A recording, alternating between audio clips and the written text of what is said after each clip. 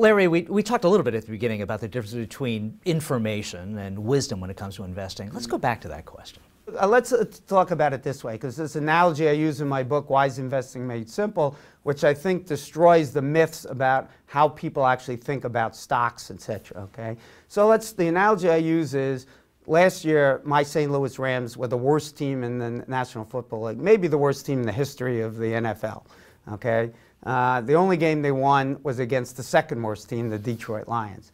If they're playing the Indianapolis Colts on a given Sunday, you know, who's going to win that game? Colts, probably. The Colts. It's almost a certainty. Not 100%, but pretty close. So my question to you is that information or wisdom? And I define wisdom as information you can use to profit from. So can you profit by picking up the phone and calling Larry Swedroe and say, Larry, I'll bet you $100 the Colts will beat the Rams. Now, if I'm a smart person, would I take that bet?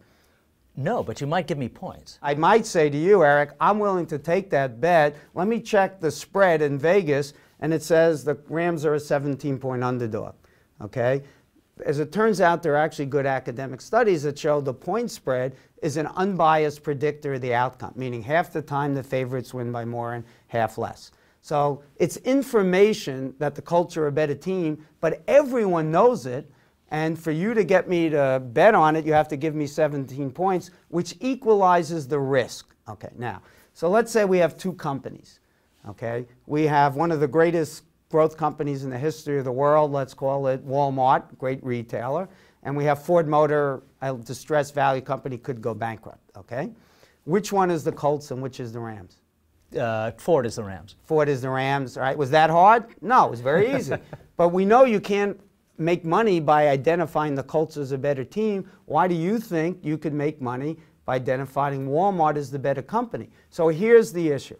If you turn on CNBC and hear Kramer or any of these other talking heads give you 50 good reasons why you should buy Walmart. It's trading at 30, it's worth this, and they've got great management, great earnings, new products, you know, whatever it might be. All they've told you is the following.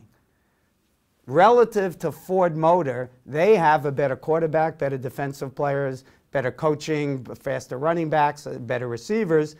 It's the equivalent on the financial side, is they have better products, better management, stronger balance sheet. In other words, the market already knows it, and that's why Walmart may be trading at a 20 PE and Ford Motor at a 5 PE, and those PE differences are the exact equivalent of the point spread. In other words, it equalizes the risk of investing in the two companies. So if you hear information about why you should buy a stock, I tell you it's completely worthless, even if it's 100% true, because you have to assume that the smart institutional investors who set prices know it just as well as you, and it's too late to act on it. You're going to put all financial journalists out of business, Larry.